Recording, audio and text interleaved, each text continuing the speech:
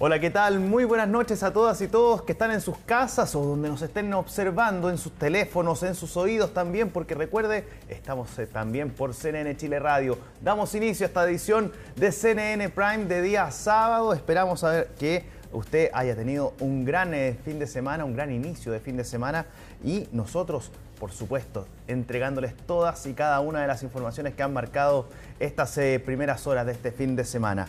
Bueno, vamos a partir de inmediato con la revisión de las noticias. Estos son los titulares de la jornada.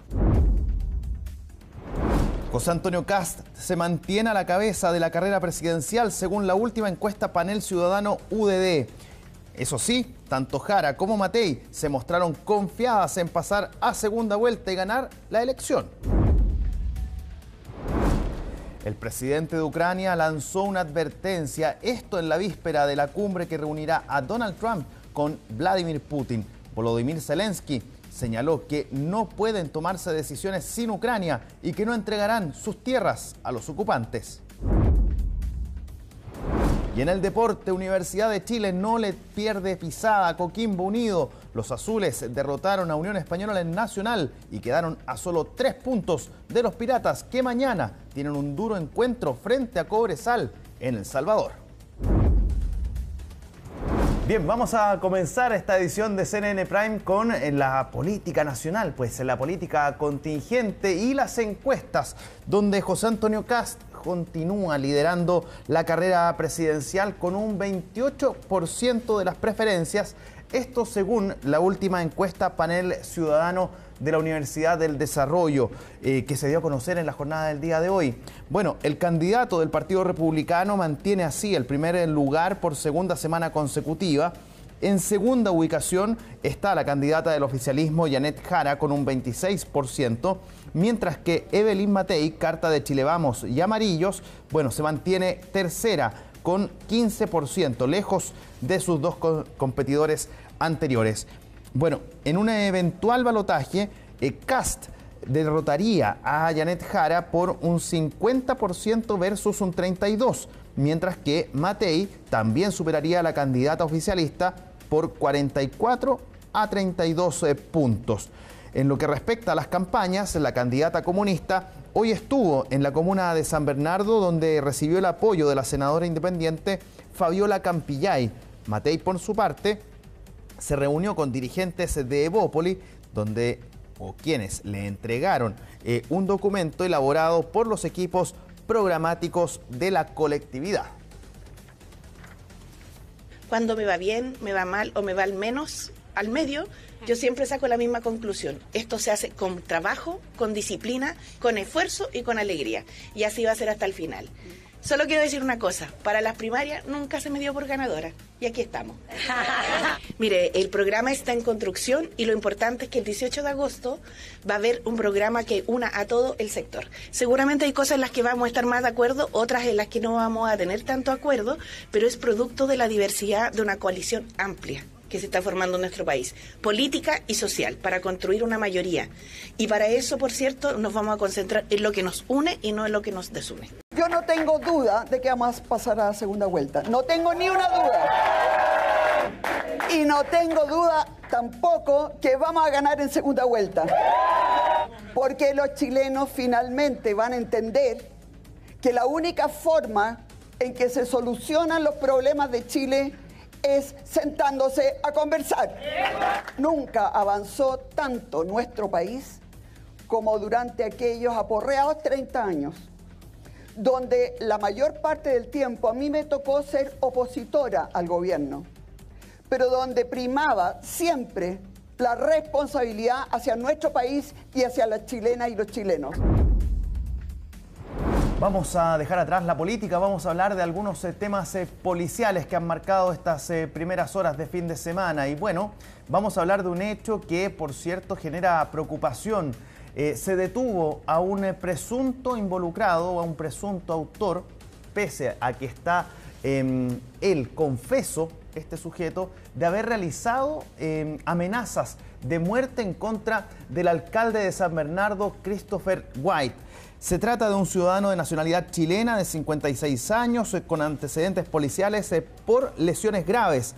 Según la Fiscalía, el móvil del hecho tiene relación con un puesto de comercio ilegal que controlaban familiares del imputado y que la autoridad municipal desmanteló. El sujeto había dejado una carta en el municipio dirigida al edil en la que se leen amenazas en contra de él y su familia. El hombre quedó con las medidas cautelares de arresto domiciliario nocturno y prohibición de acercarse a la víctima.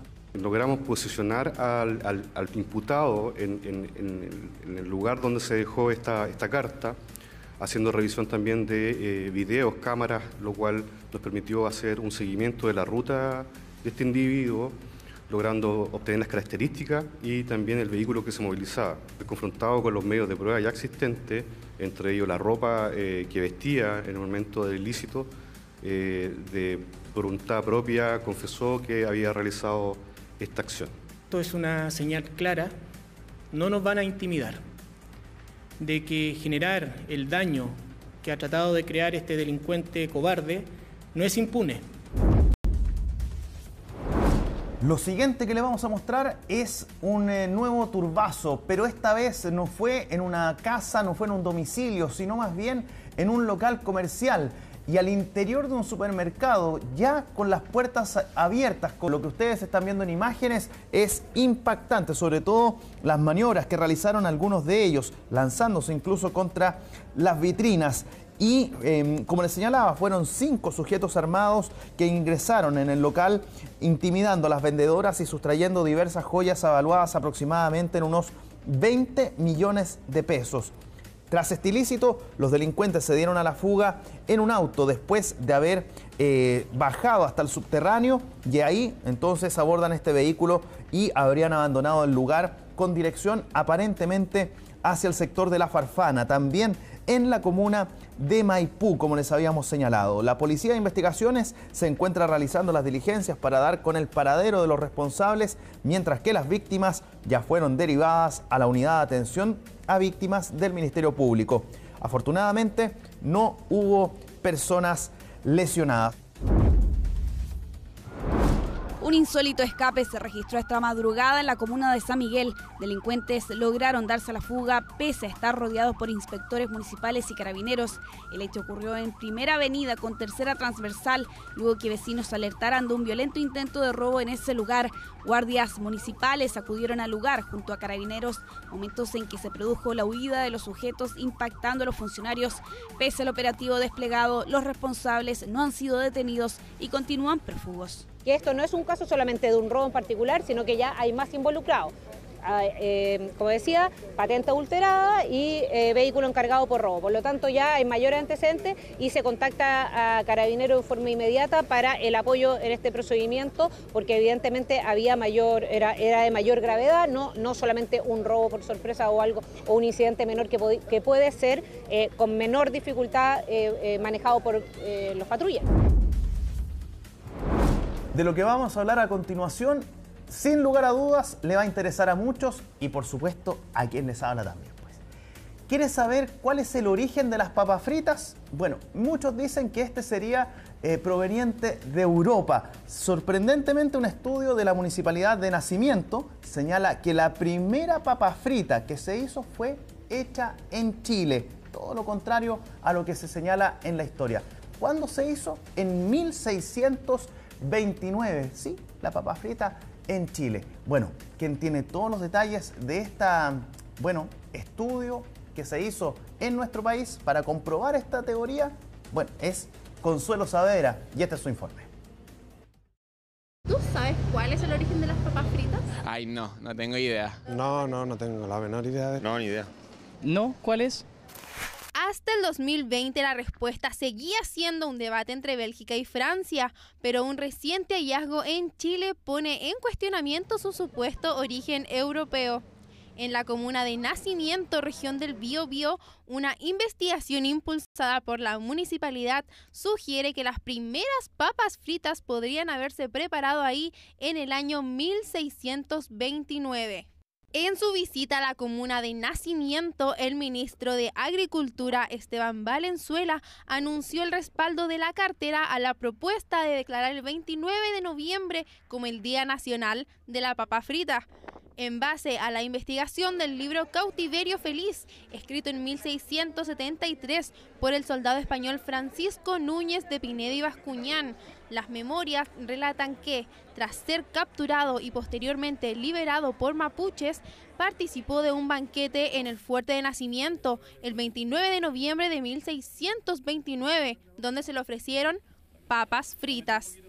Vamos a acoger la propuesta del Día Nacional de la Papa Frita en torno a la fecha en que se habría liberado a Pineda Bascuñán y celebraron con papas fritas incluidas.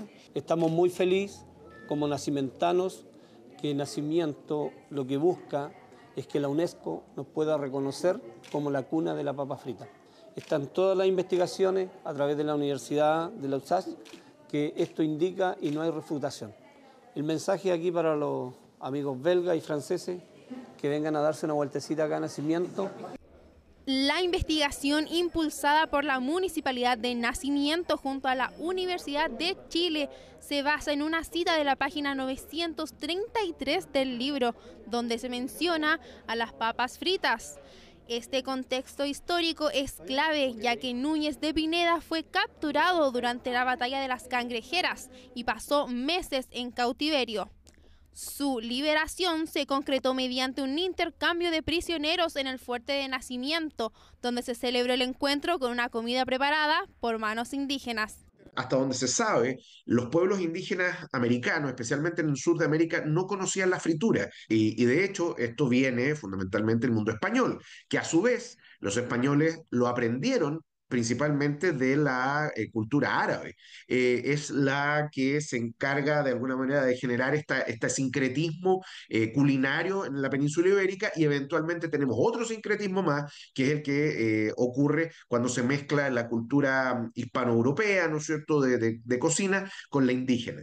Y ahí, bueno, es que tenemos cosas como la papa frita. Aunque probablemente no eran papas en bastones ni cocinadas en freidoras como las conocemos ahora, posiblemente se usaban aceites de animales o plantas para su preparación. Yo creo que la historia es la que manda acá, y estamos hablando del año 1629, donde se reconoce en los escritos esta papa frita que antiguamente se hacía con grasa animal, que es la manteca como la conocemos. Y de esa forma la papa te queda mucho más crujiente por fuera y en el centro cremosa, que es una papa totalmente distinta y muy rica de sabor. El ministro Valenzuela adelantó que trabajará con el Ministerio de las Culturas en una propuesta legislativa para dar a conocer el origen de las papas fritas, un plato destacado en la cocina moderna que también sería parte de nuestro patrimonio. Pero la papa frita es chilena y de nacimiento. Yeah.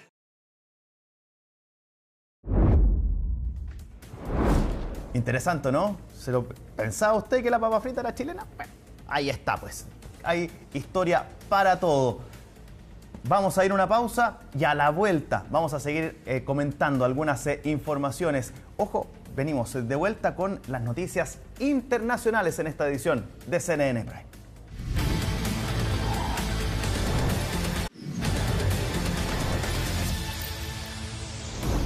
Bien, ya estamos de regreso en esta edición de CNN Prime de día sábado, y se lo habíamos dicho antes de irnos a la pausa, íbamos a volver con los temas internacionales, y por eso ya nos acompaña acá en el estudio Isel Guerra. ¿Cómo estás, Isel? ¿Cómo estás, Felipe? Muy buenas noches también a quienes nos acompañan a esta hora. Vamos a comenzar esta revisión internacional con las declaraciones del presidente de Ucrania, Volodymyr Zelensky, quien reaccionaba durante esta jornada y hacía su primera aparición pública luego de que el día de ayer se informara de esta cumbre que va a ocurrir en los próximos días, el próximo día viernes, entre el presidente de Estados Unidos y su homólogo de Rusia. Bueno, primeras declaraciones de Zelensky ha remarcado algunas líneas rojas ante este eventual y esperado encuentro entre los dos líderes internacionales, y con Zelensky, que ha asegurado durante esta jornada que no van a reconocer una eventual soberanía rusa. Zelensky señalaba: los ucranianos no entregarán su tierra a los ocupantes, en una advertencia directa a Donald Trump, pero sin mencionarlo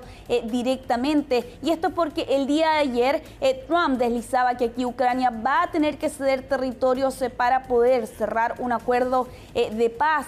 Aquí se le consultó precisamente al mandatario estadounidense y él respondía que habrá un intercambio de territorios para conveniencia de los dos. Lo cierto es que hasta este momento Rusia ha logrado capturar aproximadamente el 20% del territorio ucraniano, entre ellos no solo la península anexionada ilegalmente de Crimea, sino que también las zonas de Lugansk, Donetsk, Zaporilla y también Gerson. Y dentro de las otras declaraciones que pronunciaba Zelensky durante esta jornada es que cualquier decisión debe ser con Ucrania, es decir, con representantes de Kiev, porque hay que tener en cuenta que hasta este momento, y lo que se entiende va a ocurrir el próximo día viernes, solo van a estar presentes el presidente de Estados Unidos y su homólogo de Rusia, sin la presencia de delegación ucraniana y con ello, por cierto, la presencia de Zelensky. Esto va a ocurrir el próximo día viernes. Entonces, en Alaska, Estados Unidos, va a ser el primer encuentro entre un presidente de Rusia y de Estados Unidos desde el 2021, cuando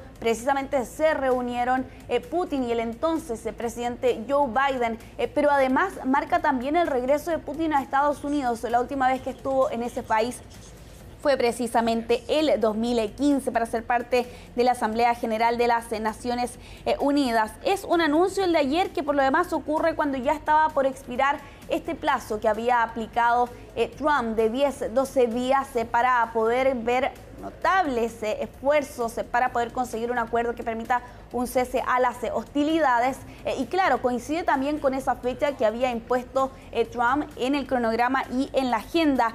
Aquí el pie en el que queda Zelensky sin duda es una presión nuevamente adicional de parte de Estados Unidos. Ya lo vimos en el mes de febrero, por lo demás allí con la presencia del mandatario ucraniano en el despacho oval y con esas declaraciones que pronunciaba durante esa jornada el presidente de Estados Unidos de que básicamente Ucrania estaba en una posición débil y que no tenía las cartas suficientes para poder jugar. Y claro, con también por otro lado la presión que ha impuesto Estados Unidos y particularmente su presidente contra la figura de Vladimir Putin, donde recordemos hace algunos días atrás mencionaba que estaba decepcionado. Vamos a revisar precisamente las declaraciones que pronunciaba durante esta jornada el presidente de Ucrania, Volodymyr Zelensky. El presidente estadounidense Donald Trump anunció los preparativos para su reunión con el presidente ruso Vladimir Putin en Alaska, muy lejos de esta guerra que se desata en nuestra tierra, contra nuestro pueblo y que de todos modos no puede terminar sin nosotros, sin Ucrania. La respuesta a la cuestión territorial ucraniana ya está en la Constitución de Ucrania. Nadie se apartará de ella, ni podrá hacerlo. Los ucranianos no cederán sus tierras al ocupante. Vamos a avanzar en esta revisión internacional. Vamos a continuar en Europa, en Londres, particularmente con una convocatoria, una manifestación pro-palestina durante esta jornada que dejaba más de 360 personas detenidas durante la tarde de este día sábado. Esto en la que es considerada la mayor protesta del grupo Acción en Palestina, que hace algún tiempo atrás ya fue declarado como una organización terrorista y por tanto se aplican condenas más duras que la de un mero delito de daños a la propiedad. Pero a pesar de esa acción de ser declarada organización terrorista, de todas formas cientos de personas se congregaron durante esta jornada en la plaza del Parlamento. Hay diferencias y discrepancias respecto de la cantidad de personas. Desde este grupo aseguran que 1000 estaban presentes en este lugar. La policía aseguraba que la cifra era prácticamente la mitad, entre 500 a 600 personas, pero sí reconocían que muchas estaban allí sin manifestarse. Y todo esto llevaba a que en los momentos posteriores, pasada la 1 de la tarde, se registraran estas detenciones bajo la acusación de ser presuntos autores del delito de terrorismo por la connotación en la que se le ha aplicado, por cierto, a este grupo Acción Palestina. De todas formas, aseguraban aquí medios locales. En la mayoría de estas personas se le concedió la libertad bajo fianza en las horas posteriores, pero todo esto en medio de una acción policial donde incluso se reclutaron oficiales de otras fuerzas para formar una presencia policial significativa, lo reconocían las mismas autoridades británicas en medio de esta gran cantidad de personas que fueron detenidas tras participar en esta convocatoria durante esta jornada. Ya para ir cerrando esta revisión internacional, lo vamos a hacer en Estados Unidos, en Nueva York particularmente, donde se registró durante esta madrugada un tiroteo que dejó 3 personas lesionadas, con algunos antecedentes que se han conocido por lo demás durante este día. 3 heridos entonces allí en Times Square, este emblemático lugar en la ciudad de Nueva York, a raíz de este tiroteo que ocurrió a eso de la 1 de la mañana con 20 minutos hora local en la madrugada de este día sábado. Las imágenes que han sido viralizadas en redes sociales son prácticamente cámaras de seguridad en su mayoría y que captan el momento en que se escucharon estos 3 disparos, pero también la reacción de la población que estaba en ese lugar, que comenzó a correr ante el pánico de lo que estaba ocurriendo y ante la incertidumbre sobre cuál era realmente el tenor de ese hecho que estaba ocurriendo hasta ese instante. Bueno, dentro de estos registros también se ve a la policía rodeando un vehículo, también atendiendo a los heridos, entre ellos una joven de 18 años y un hombre de 65 años que fueron hospitalizados, pero sin heridas que pongan en peligro su vida. Del autor, hasta este momento se ha conocido que se trata de un joven de 17 años que fue detenido y posteriormente interrogado, y aparentemente la razón detrás de este tiroteo es que hubo una disputa entre el autor de este disparo y una de las personas que resultó herida tras este hecho. De todas formas, Felipe, ha bajado el nivel de la violencia armada en esta zona de Estados Unidos, pero de todas formas estamos hablando de un tiroteo tan emblemático como lo es Times Square. Exactamente, una zona donde lamentablemente, o más bien, existen muchísimas personas que transitan a diario y que se tienen que enfrentar a este tipo de situaciones. Por cierto. Y a toda hora, ese es el problema, que hay mucha gente y a mucha hora. Exacto, sí, un lugar muy turístico por lo demás. Así es, pues muchísimas gracias, Isel. Que estés bien. Igualmente, pues.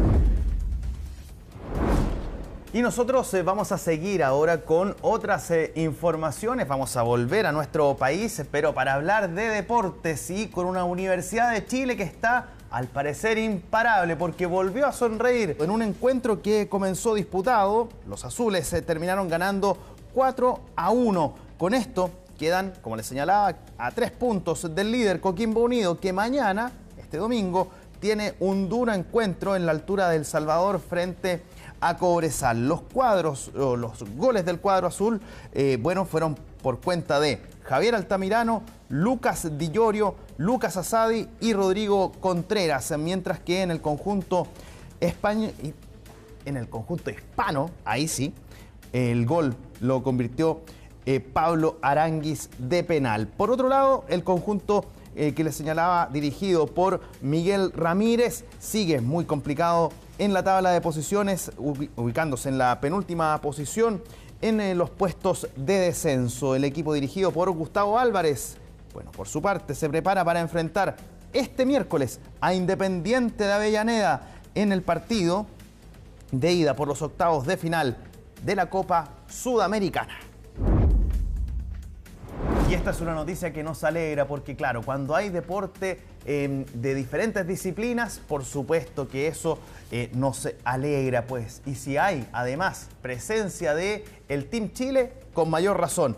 Este sábado comenzaron los Juegos Panamericanos Junior 2025 en Asunción del Paraguay. Con una colorida ceremonia de inauguración se dio el vamos a este evento que se extenderá hasta el 23 de agosto. Más de 4.000 atletas de entre los 12 y los 23 años y provenientes de 41 países van a competir en 43 disciplinas. El Team Chile va a contar con la presencia de 281 atletas, los que comenzaron este sábado su participación en el remo con la clasificación a 2 finales. La primera en competir fue Felipa Rosas en la categoría single, quien finalizó segunda en su hit, lo que le permitió acceder inmediatamente a la final. De la misma manera, la dupla de Martín Arcos y Benito Rosas en la categoría doble par también avanzaron tras disputar el repechaje. Este domingo habrá participación nuevamente del Team Chile en múltiples deportes como el tiro esquí,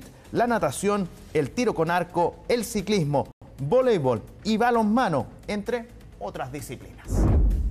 Bien, y con estas informaciones ponemos término a esta edición de CNN Prime de día sábado. Esperamos haberlos dejado informados de todas las noticias que han marcado estas horas de fin de semana, en tanto nacional como internacional. Quédese en la sintonía de nuestro canal, siempre hay noticias que llevarles hasta sus pantallas. Que estén muy bien, que tengan un buen resto de fin de semana. Chao, chao.